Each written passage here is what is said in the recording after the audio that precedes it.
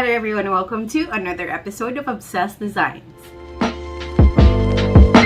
Princess Masong, Head Designer and Creative Director at Archicez, Masong Architectural Services.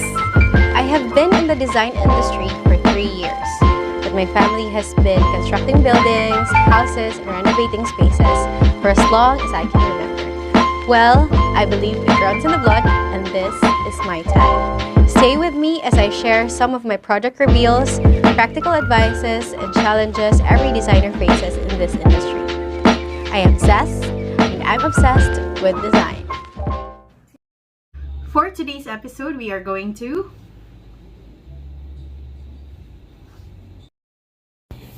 Phase 9 Residences is at the heart of Cebu City. It's a few minutes from schools, malls, hospitals, and even churches. So the client's requirement for this project is for the unit to be able to accommodate up to 6 people, despite having the size of only 24 square meters. Since the unit has a good ceiling height, I immediately thought of a loft bed to create more sleeping spaces. Right below the 2 single-size loft beds is a queen-size bed and a sofa bed.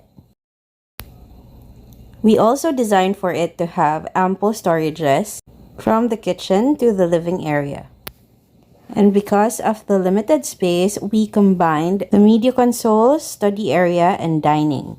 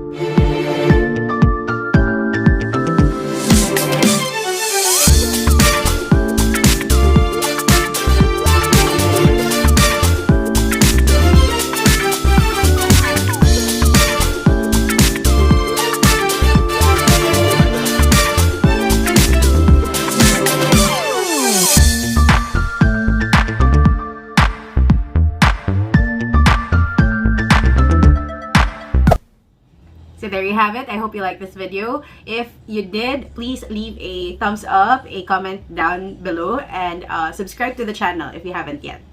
As always, thank you so much for watching, and I'll see you in my next video. Bye!